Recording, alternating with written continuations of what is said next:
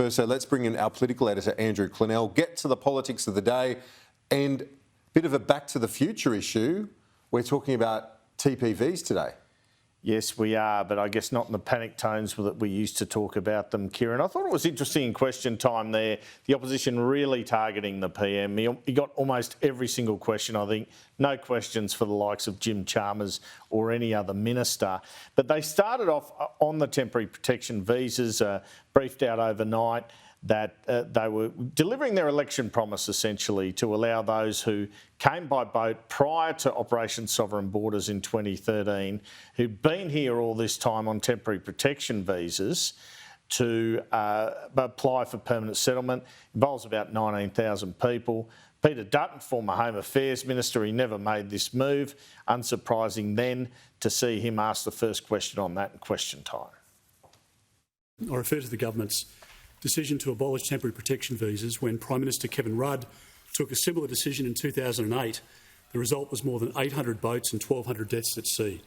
Has the government received any warnings from agencies, officials, experts or foreign governments that this decision could lead to an increase in people smuggling arrivals? Well, this government will continue to be tough on borders without being weak on humanity.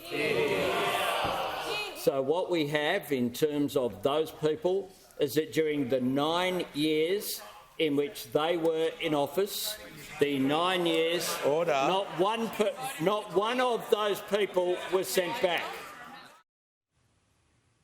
So one question from a former Home Affairs Minister, another from his successor and Claire O'Neill's predecessor, Karen Andrews, on the same subject, pointing to comments by Anthony Albanese probably less than 10 years ago at Labor national conferences and the like, where he was pretty much to the left on asylum seeker issues. As Prime Minister, it seems he's wised up as to the pragmatic nature of these things and where the Australian public want the issue.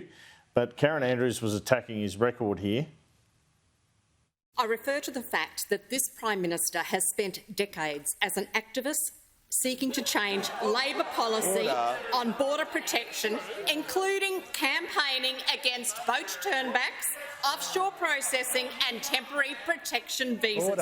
Can the Prime Minister guarantee that he's not received any advice that the government's watering down of Operation Sovereign Borders is likely to result in more people smuggling arrivals? I can guarantee that we will implement the precise policy which we took to the election.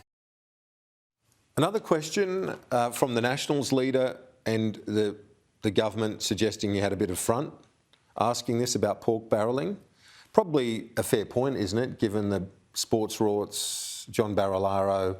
The Nationals have got a fair track record on the old pork themselves. Well, the former New South Wales Deputy Premier, John Barilaro, used to nickname himself Pork Barilaro, but he's got in trouble recently over bushfire grants or been the subject of accusations anyway. Yeah, sure, it probably does involve some front, but I guess David Littleproud gets an opportunity here to say, well, you guys do it as well. Why is it that 74% of these target locations are in Labor Party-held electorates? How is this fair and accountable for bushfire-prone communities across regional Australia desperate for better mobile coverage? The Minister for Energy, who suggested I should give you both Barilaros on that question.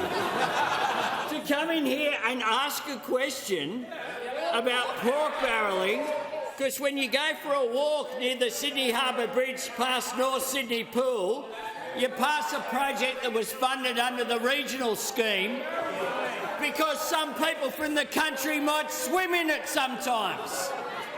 I mean, you have got to be kidding. Members on my left.